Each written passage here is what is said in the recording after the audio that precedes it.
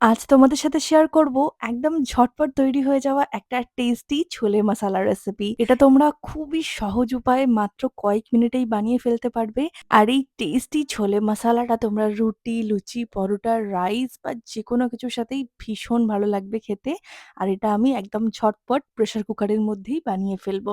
তাহলে চলো দেরি না করে আমরা এই টেস্টি ছোলে মাসালার রেসিপিটা আজকে বানিয়ে ফেলি। তো প্রথমেই এই ইজি ছোলে মাসালার জন্য আমাদের কাবুলি চানাটাকে একটু আগে থেকেই ভিজিয়ে রাখতে হবে, যেটা আমি আগে থেকেই ভিজিয়ে রেখেছিলাম। এবার একটা প্যানের মধ্যে সামান্য তেল গরম করে তার মধ্যে দিয়ে দেবো গোটা জিরে আর দিয়ে দেবো গোটা গরম মসলা, সাথে একটা স্টার এনিস দিয়েছি। এটা দিলে ভীষণ টেস্টি লাগবে খেতে। তারপর এর মধ্যে দিয়ে দিচ্ছি দুটো টুকরো করা পেঁয়াজ আর দিয়ে দিচ্ছি দুটো টমেটো।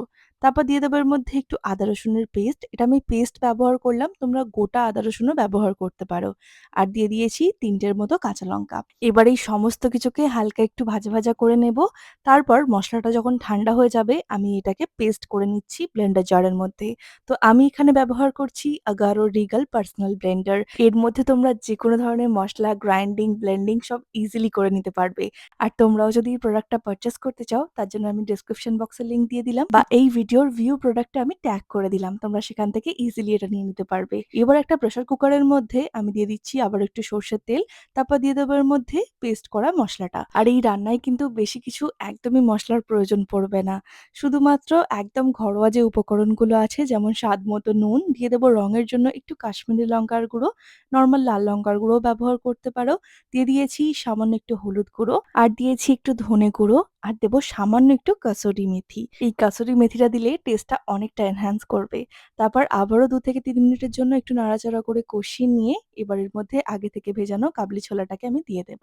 কাবলি ছোলাটাকে দিয়ে আরো ২ থেকে ৩ মিনিটের জন্য একটু মসলার সাথে কষিয়ে নিয়ে এবার দিয়ে দেব পরিমাণ মতো জল। আর কিছুই করতে হবে না। জাস্ট এবার এটাকে আমি প্রেসার কুকারের ঢাকনা বন্ধ করে ৪ থেকে ৫ টা হুইসেল দিয়ে নিলেই আমাদের টেস্টি ছোলে মাসালা কিন্তু রেডি হয়ে যাবে। তবে এই কাবলি চানা রান্না করার সময় আমরা সবাই জানি যে একটু আমাদের চেক করে নিতে হয়। ১ম এ ৪ টে হুইসেল দিয়ে একটু চেক করে নেবে। যদি কাবলি চানাটা একদম পারফেক্টলি সেদ্ধ হয়ে যায় তাহলে আর তোমাদের হুইসেল দিতে হবে না। আর শেষে একটু দিয়ে দেবো ফ্রেশ ধনেপাতা কুচি। ব্যাস রেডি আমাদের টেস্টি ছোলে মাসালা। আমরা অনেক রকম ভাবেই চানা মাসালা বানাই। তবে আমার মনে হয় এটা সবথেকে ইজি এবং টেস্টি প্রসেস। বিশেষ করে সকালবেলা অফিসের লাঞ্চ বক্সে তাড়াই যখন থাকি, এই ধরনের ঝটপট রেসিপিগুলো ভীষণ কাজে আসবে, বা তোমরা এটাকে ডিনারেও একদম কুইকলি বানিয়ে ফেলতে পারবে।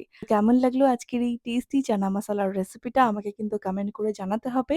আর যদি ভিডিওটা ভালো লাগে তাহলে প্লিজ চ্যানেলটাকে সাবস্ক্রাইব করতে ভুলো না এরকম আরো নতুন, নতুন রেসিপির জন্য।